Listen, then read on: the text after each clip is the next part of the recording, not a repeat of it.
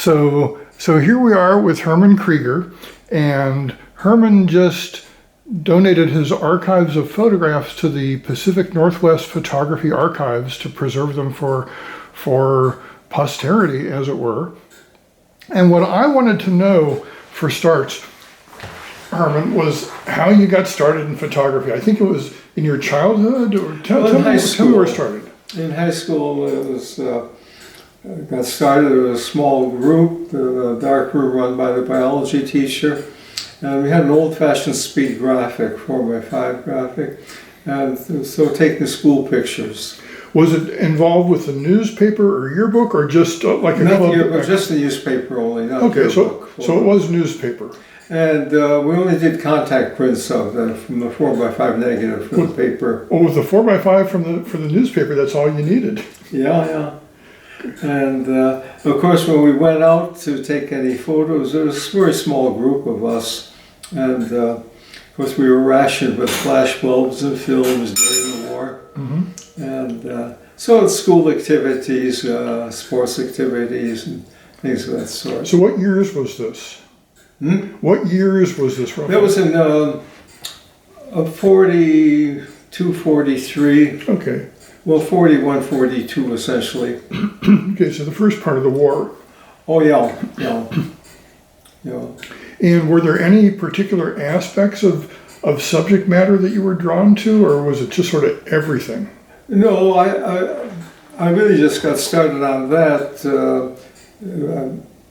I never did it as a hobby. It was that, and then while I was working in the school photographer thing at the local Jewish community center, there was a dark room, and there was a fellow working in there evenings. I went in and talking with him, and he was doing it commercially, making use of the dark room, and I started helping him. It was free labor. And I ended up doing all the printing. He was an ex-newspaper photographer, but he didn't really know how to print too well. He had the idea everything had to go on F4 paper. And he did a lot of work for UAW-CIO locals. But the commercial thing he did was taking pictures of bowling teams. And I got started printing, going several evenings a week. And he'd buy me a dinner once in a while, something like that. And so that's how I got started. And would you make prints of the team and he would sell them? Was that? Oh, yeah. Well, the gimmick was you take a picture of a team, we'd run back to the dark room, make 5 prints or enough for 5 people in a team, or depending on the size of a league. And then rush back while they were still bowling and sell them $1 for an 8x10 print. Which was a lot of money back then. Oh yeah. Well, that was his gimmick. And he at least bought you dinner. And I started printing for him. And he was active with the Packard local, UAW-CIO. And I then was working weekends at a photo shop in Detroit, at a photo counter. It was a large hardware sporting goods store, and they had a counter with cameras, and I was working as a clerk there. And then I got started at Packard Motor Car Company through his influence. He was working there also. And I got into the dark room there. I started off as a photostat operator, but pretty soon I got shifted doing the enlarging work because I have experience in printing too. Right. But I learned a lot more there. And this was still in high school? No, I graduated from high school when I was 16. Oh, wow. So it was after that, before I went into the Army. So this was a real job for a while? Oh yeah, for a couple of years. Wow. And so I was doing all the enlarging work. It was mostly 8x10 negatives with 8x10 enlarger. And did you read books on how to enlarge, or did you just figure it out? No books at all. It was all practical or help from the people working there. Okay, so all experience.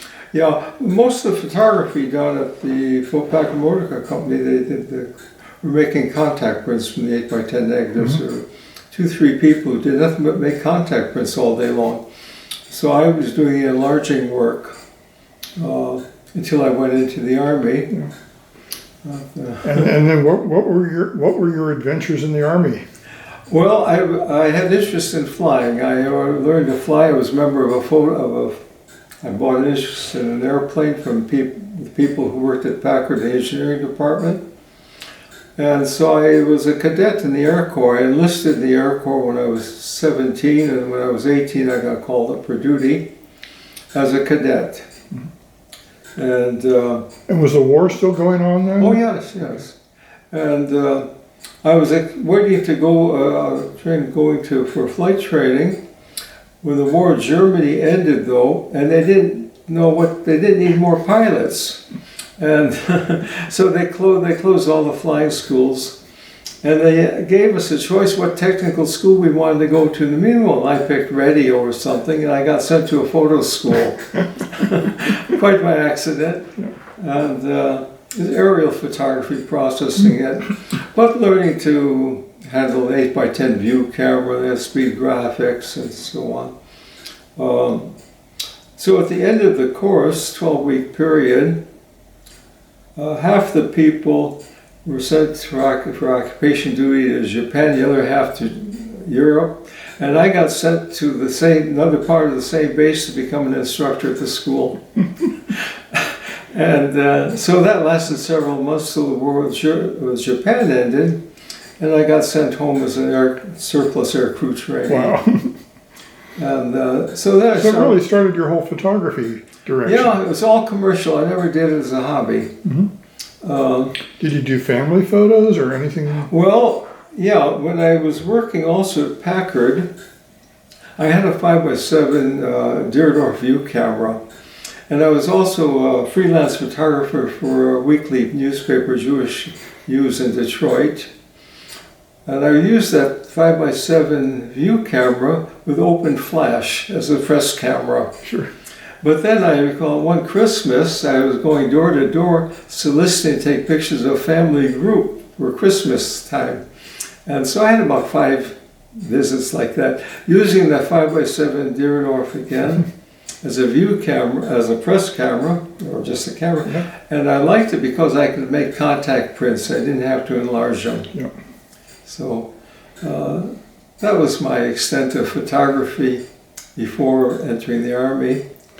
And then at some point you went to college. Was that on the GI Bill or? Yeah, I started on the GI Bill. You know, after the war I was working in photography again for the same fellow who I'd worked for free before.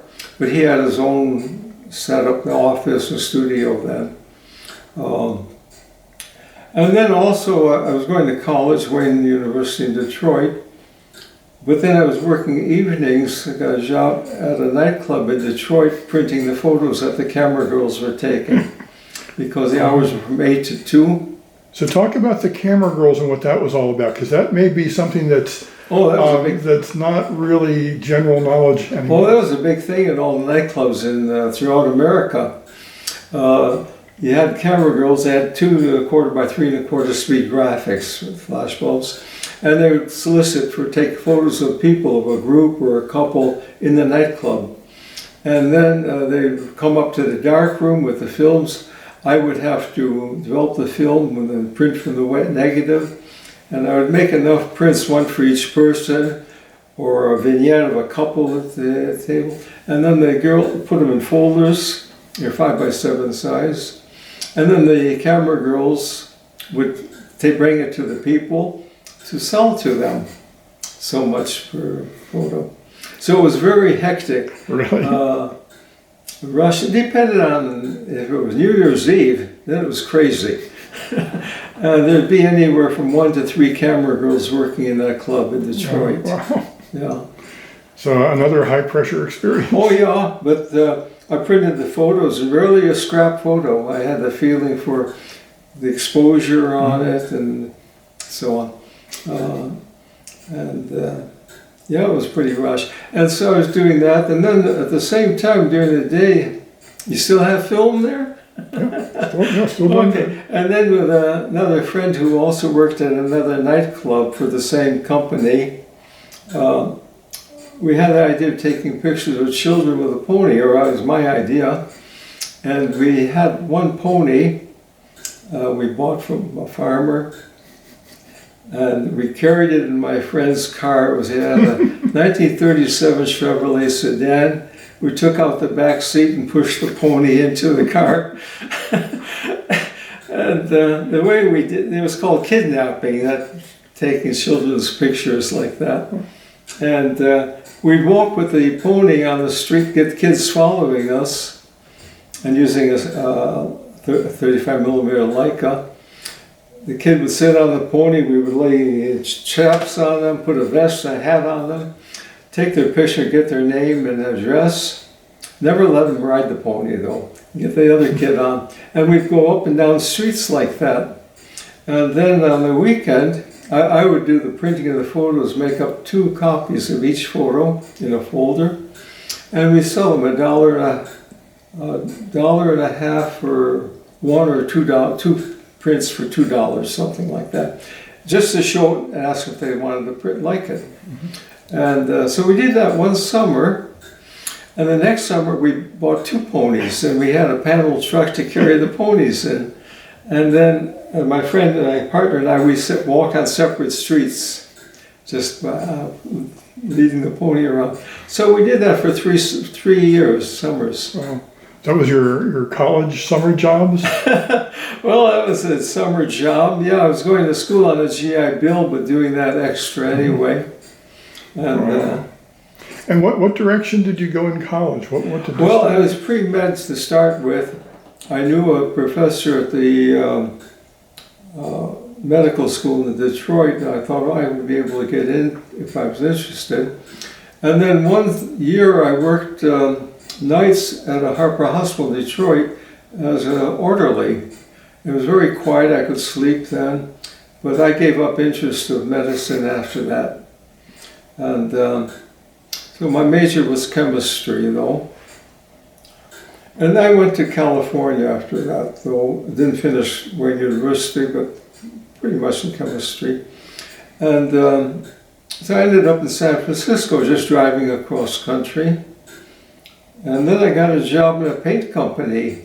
The ad said something about color, and I thought, well, color photography, I knew something about that. Well, it turned out to be in the paint lab. When they learned I had studied chemistry, I got a job in the laboratory. And then after a while, my specialty was the industrial paints on auto finishes, on air dry enamels and lacquers. Now, had you gotten a degree? Had you graduated college at that No, point? I did. I didn't graduate from college then, but I had majored in chemistry. So you took it for what, 2-3 years, and Well, I had a few years of chemistry and Yeah. majored all Okay. through, but you got enough of a background. enough to suit the paint company. Right.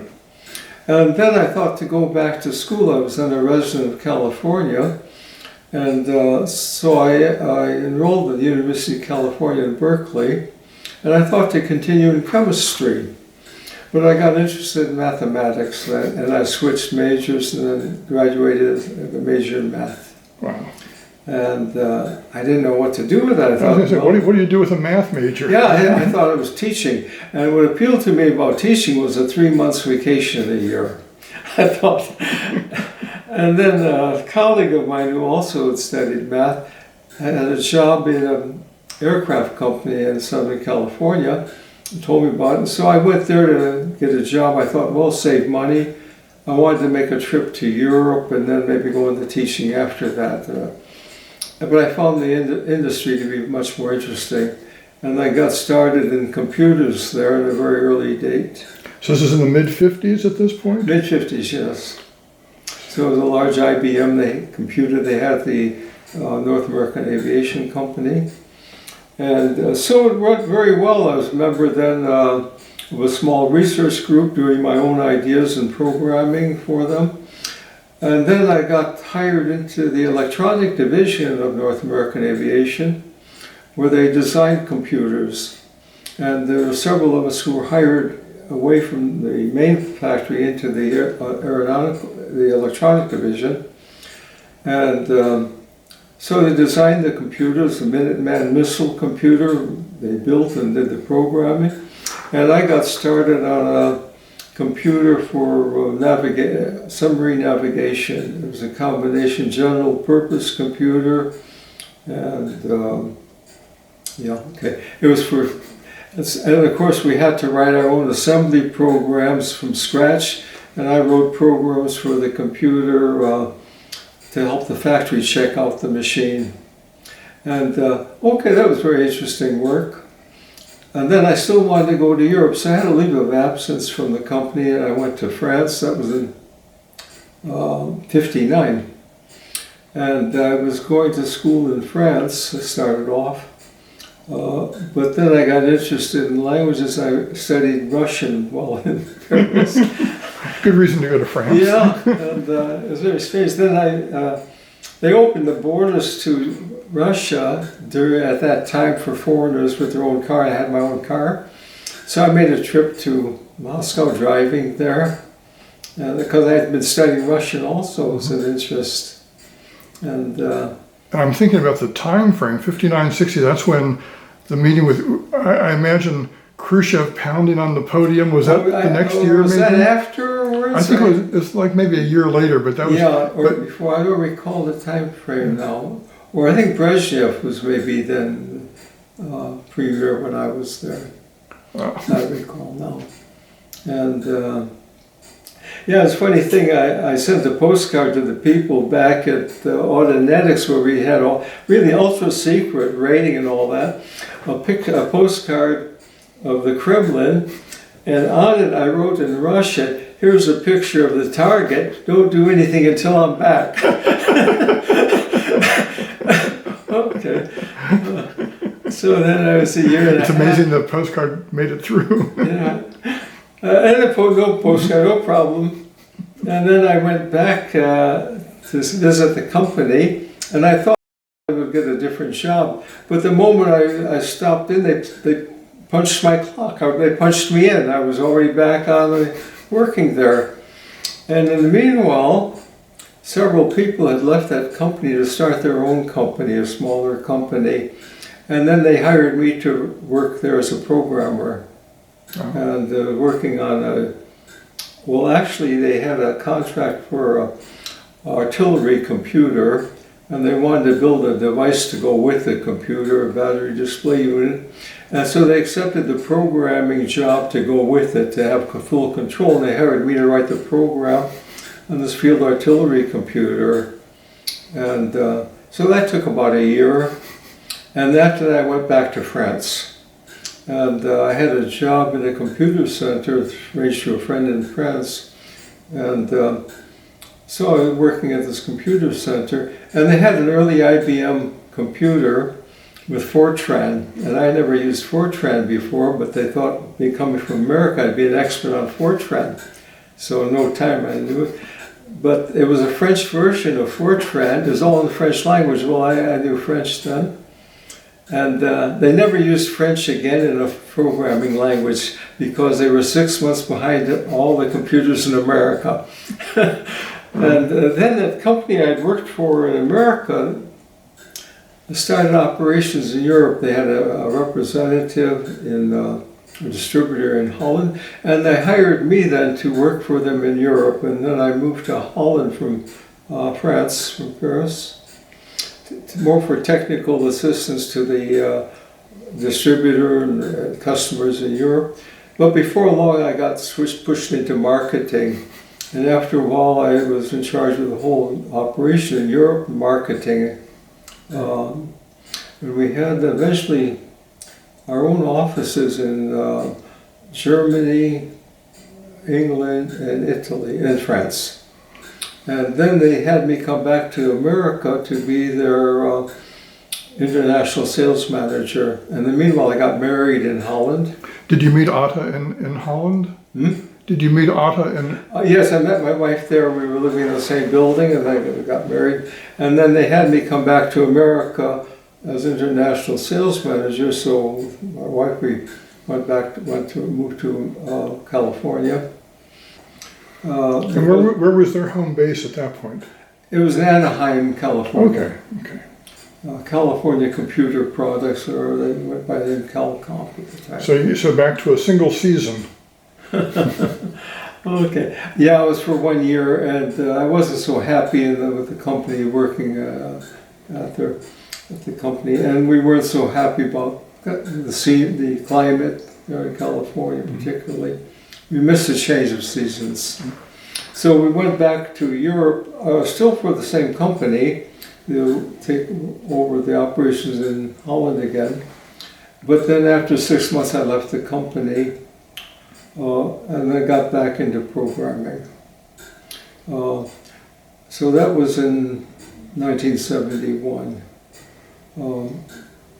Doing other things, I started then working for a competitor of that company based in Belgium, their main European office. As a subsidiary of Bosch & Lomb, and as a software support manager for Europe, doing all the programming. And the programming wasn't only for the computers making use of the graphic device, but we had European competitors with similar machine, and our distributor in Germany wanted to be able to sell our machine in place of that German one. And then I would write firmware for our machine to imitate the others. The competitor machine, ours would be plug compatible to the competitor because I wrote the firmware for it to do the job. Anyway, I worked 10 years then, till 1985, and decided to retire and to come back to America. And where did you land when you came back? Well, we didn't know where we were going to move to in America, but I thought to retire in America. I was misuse of the American language for one thing, other reasons. And so we visited different parts of America. And then one time we flew to San Francisco, rented a car, and drove to Seattle. And I had a nephew living in Eugene at the time. We stopped off here, a college town. It seemed like a nice place, so we settled here. Wow. So that was the mid-'80s, mid to late 80s? That was late 89. Okay, good. And then I thought to go back to school. The university was here, and I actually planned to go back into computer science, sort of learn what I'd been doing all those years. And then I found out that they had a photo classes in the art department. That was strange to me. Photography had been a craft or a trade, not an art.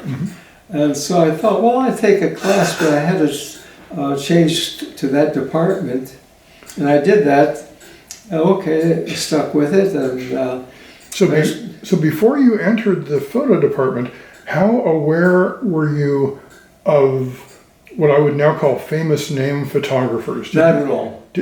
Did you look at Life magazine? Oh yeah, of course. Grew up with Life magazine, and I saw Ansel Adams, and I was really struck by the beautiful prints done by Ansel Adams that I saw in an office once in Washington.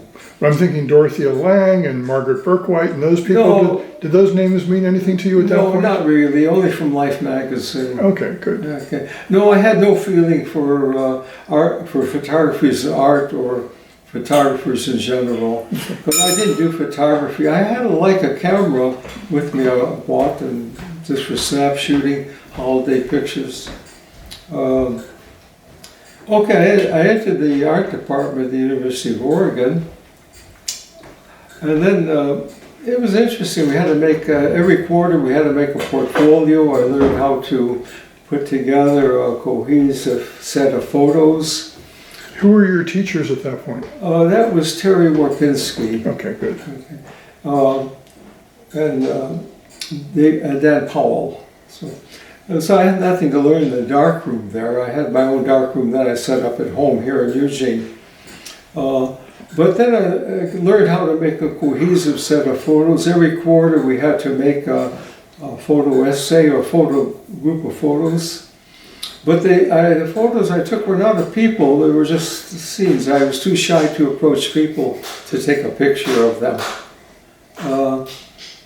And then my wife was doing quilting, and she was was going visiting a group near Blue River for quilting, and I would drive there, and I would walk around Blue River. I thought I'd take photos there, but I didn't want to stand out, so I had an old camera, a super I got to be, looked like a funny tourist, just walking around taking pictures. Well, I started talking to people as I was walking around there, meeting them, and then asked if I could take their picture. And I was so surprised that nobody objected. So that's why I got into taking pictures of people. Wow. And did you start taking notes about what you were doing right away? How did you document what you were I doing? wanted to get the names. I would write in a notebook the name of the person I was taking a photo of. So almost like when you photographed the kids on the pony. Well, yeah, I know you might say there was first I can to sort of sell see, to the kids. Yeah, I can sort of see a methodology Oh, okay. that Yeah. had developed from way back. Yeah, well, I wanted to have a caption to go with the photo, know who I was taking a photo, and also I wanted to be able to give a print to the people on a subsequent But you visit. didn't come back and try to sell them for $1 though. No, I wasn't selling anything then. No, when I was selling pictures, it was then you had to please a customer or a boss. And I didn't want to get into that situation. I would give photos away always. I never sold anything because otherwise I felt like I was working for them and I didn't want to feel that way. Yeah. And so also I would get to know people. This was a number of visits made to Blue River because my wife was going once a week there to that quilting group nearby. So was that one of your first neighborhood projects, or? Yes, it was. It was the first one really with people. Well, neighborhood ones, I had done photo essays following along the Amazon Creek in Eugene. Different things that were of a similar subject, but without people. Okay. So this is really the first more sociological adventure. That's right, yeah. With people plus the towns. And pictures of the town and the people in the town. So what did it feel like both to you, and what was the reception from people who you showed the photos to? Oh, they all liked it, yes. It was always a nice reception, yeah. No, that was always pretty good. Yes, that must have been pretty encouraging. Oh, yeah. And I always wanted to be able to go back and give a copy of a print to the person I took a picture of. And I would never ask for a release from anybody because I didn't intend to make it commercial. Mm-hmm. That was certain freedom there. And the turnaround time for making the prints was a little bit less pressured than your career days. Yeah. Cool. And, So that was the first project, and then how did you find other projects to do? well, this started in school. We had to make every quarter had to make a group of photos. So one year I had the idea of churches in the town. I thought just a symbol of the cross in the scene and a church. And I was surprised that so few churches had crosses on them. And so I got one group of photos just in Eugene of churches, and then I would add captions to them. And if I remember right, your captions had a certain amount of satire to them. Yes, well, yes, I'm not particularly religious. Well, borderline sacrilegious maybe. Yeah, it also added to the photo. Yeah. And so I got more into the habit. That was with the church photos where I started adding captions really to them. With the other photos, I'd add captions, but more for name of a person or a descriptive caption. And you published a little book on the churches, didn't you? After I graduated, I wondered, what am I going to do with this photography? Try to make a book or what to do. And I was looking at the projects and I thought, well, there's church photos, maybe I can expand that into a book and visit many other areas to take church pictures. So I tried finding a publisher for that idea. That wasn't no success there. And so anyway, I expanded on the idea of church photos for making a book. I already graduated. And so I traveled quite a bit around the West, and then on different trips, I would look at churches, and that's how the book came about. And at this point, you had the luxury of time. Oh yeah, of course. You, And I could afford to travel. Yeah, I was and- retired. you were your own programmer at that point. Yeah, I didn't have to work for anybody. Mhm. Yeah.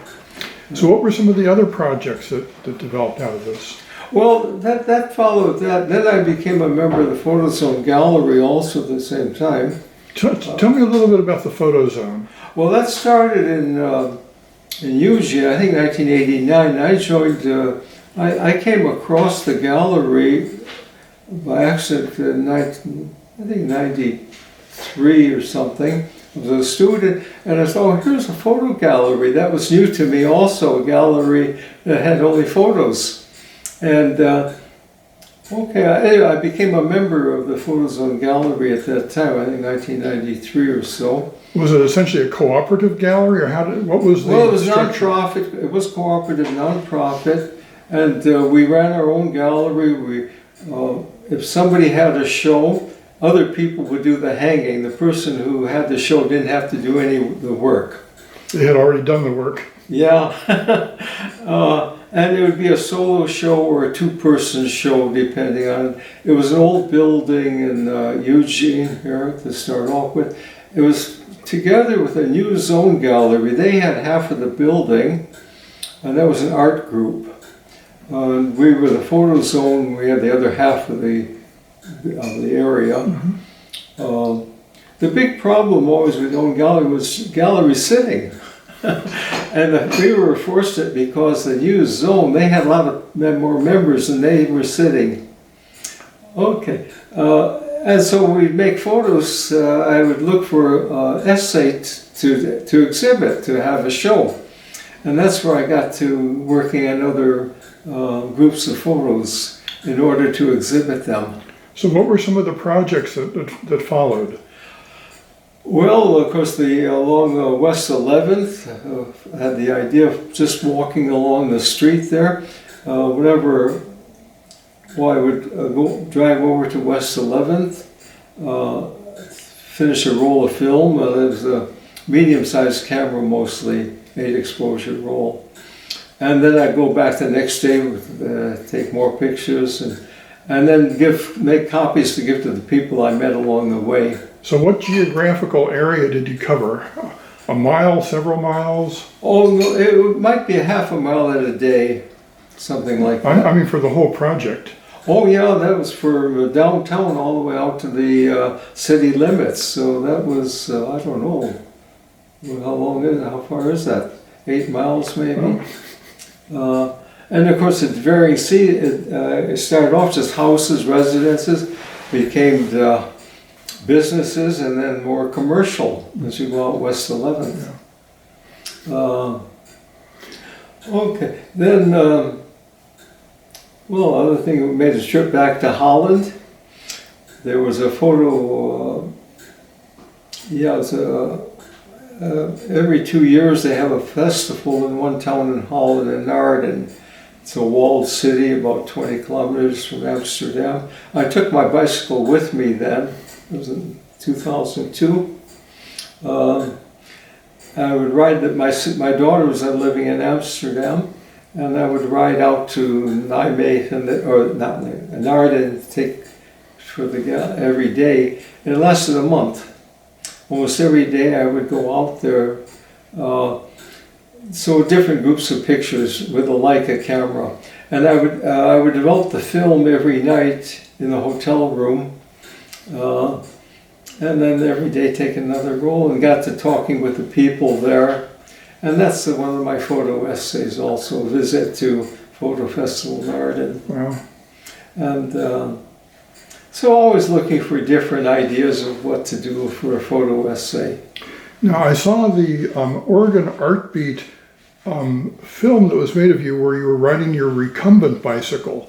Oh, yes.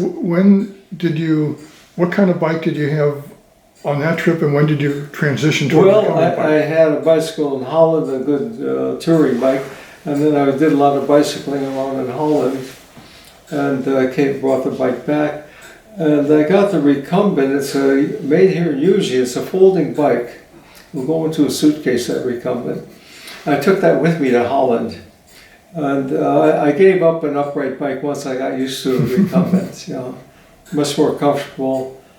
Under the seat, steering and everything open in front, you can see from Amsterdam. And then just walking around that town with a Leica camera. And was Leica your choice of cameras after a while? Well, that has been a big choice for a long time, especially pictures of people. But I like the mid format. The pictures along West 11th were with a Fuji 6x9 camera, and where I like the medium format with 8 pictures to the roll, or other medium format, I have 10 pictures to the roll. I don't snap many photos. I take a long time looking and then make an exposure. If it's people moving, we'll have to make several pictures. But generally, I make only a single photo of any time I make a photo. It saves a lot of editing time. So that's really hearkening back to the view camera aesthetic and working method. And not only that, also going back to when film was rationed and expensive. So I was pretty stingy always with the use of film. Good. Well, it pays off in, like you say, in editing time. Oh yeah. I don't. Also, I attended a seminar given by Bill Jay in Portland. Chris Rauschenberg was also there. Well, there were 5, 6 of us in this short little seminar given by Bill Jay on photo essays. And he had several points made that you had to know the subject, it had to be something accessible nearby, and you had to take a lot of photos. That I didn't do. The other 2 things I tried to stick to. Subject you got to know, and something nearby that you could keep going back to. Good. And Bill was a wonderful photographer and writer about photography. What other photographers did you interface after you, either during or after you had gone back and gotten your degree in photography? Well, only the members of PhotoZone, essentially. I knew well from the photo week and for the time in Holland at the photo show, I got to meet a couple Dutch photographers, and one I still kept in touch with long after that. Otherwise, it's just with the PhotoZone people. Okay, good. And did the PhotoZone have regular meetings? Tell me more about their function in addition to the exhibition space. Oh yeah, we had a meeting every month there. It was a relatively small group, less than 20 people at the time.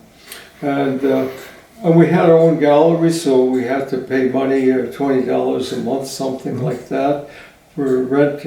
And what were your monthly meetings like? What did you do at the monthly meetings? I think it was more social. Did you show your photos or talk about them? No, we didn't at the time. Now they do that at the PhotoZone meetings. Now we don't have our own gallery and they show photos. I guess some people would show photos, but as I recall, it's mostly social. Okay, so that was the early roots of it. Yeah. And then when we lost that gallery, the PhotoZone gallery, we were together with U-Zone. It was a building that belonged to eWeb here in Eugene. And then Lane Arts Council had to move also. They were upstairs from the gallery because we rented the space from the Lane Arts Council. And they moved to a building, to a store, empty store on Broadway downtown. And then PhotoZone had the front part of the store. Well, we didn't have to sit because they were open for business there. And we had our gallery for a couple of years at the front part of the store. And they moved, and then we had to hustle to find other exhibiting places until we finally had no place to go to. So we had no more gallery. But they still continued to meet and show each other photos. Yeah, it's social, really. Yeah. Okay, good. What's the most recent project that you've worked on? The last one I did was called A Walk in My Neighborhood. I didn't have to go far. It started off just pictures of people in the neighborhood, of friends, people running, and then in the park next to, in the neighborhood next door to us, a lot of people there always with their dogs, and I got talking with people in the park, would take a picture of them with their dog. And then the Oakway Shopping Center is close next door also. And then I knew people there from walking around there. And so that was part of it. And then more pictures just in a wider area from the street, around the street, just street photos in the neighborhood. So that was just called a walk in my neighborhood. And that was essentially my last photo essay. Now, I remember from the Oregon Art Beach show, it showed a dark room in your house. Oh, yes. And when did you move out of that house? That was about 10, 12 years ago. And we wanted to move to a single level house. And then it was all becoming digital, and I thought, well, how can I stay with film? You know, it was all going digital. And so then I sold my cameras. I thought, well, I'm going to be digital. We're not have a darkroom anymore. And then I was sorry afterwards that I've gone back to bought a film camera. I developed the film in the house, but I don't print. I don't print anymore. I scan the negatives. But at that time, the scanners were not so good. I couldn't scan 35 millimeter. The quality wasn't suitable. And so I went to medium format also to be able to scan better, get better quality. But now the scanners are so good, I'm sorry I gave up my Leica camera. Alas. Yeah, so. And so you really made the transition to computers, which again was coming full circle. Yeah. In a sense. Yeah, I'm back to working with the computers, but on the graphics side. Yeah, but you're not doing the programming now. Yeah. Well, no, I don't do any more programming. Good. But I know how to play with the computer a bit to do what I want. Good. So are you anticipating making any new projects? I don't have anything in mind now. Occasionally a project will come out. I'm a member of the Willamette Valley Photo Guild also. And sometimes we kind of go out with a group in parts of Oregon.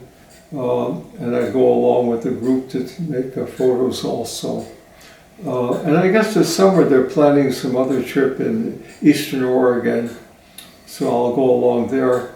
But otherwise I don't have any other idea in mind. Okay. So in conclusion, what do you think was the most memorable experience you had making a photograph? Making a photograph? I don't know. Because you were taking it or making, printing it, or I don't know now. Actually, when you were working the camera is what I'm thinking of. Well, I think the most memorable thing that I can think of, and I don't have the print anymore, that was when I was 16, 17 years old in Detroit. I had a Super Icon B camera. And I was doing freelance work for a union newspaper also, and walking in a parade, a Labor Day parade in Detroit, and Truman was there, right, as vice president candidate. And I got a picture of him. He was sitting back in the convertible, just they were motorcycle police alongside him. They were circling in front of the City Hall in Detroit, and the sunlight came right out down at that moment on him. And I had made a photo just at that time, and I think the Union newspaper used it. But when I left Detroit in 1950, I left all my films and prints home, and they were lost. Yep. And I don't have any copies of that photograph. Oh. That's the most memorable one I can think of. Okay. And now, essentially, our Pacific Northwest Photo Archive is trying to prevent the loss of what you've done ever since. Yeah, and those are all the photos I made working in photography in the 40s, while in the Army, with all the pony pictures. Gone. All gone, yeah. Well, at least everything else is saved. Yeah.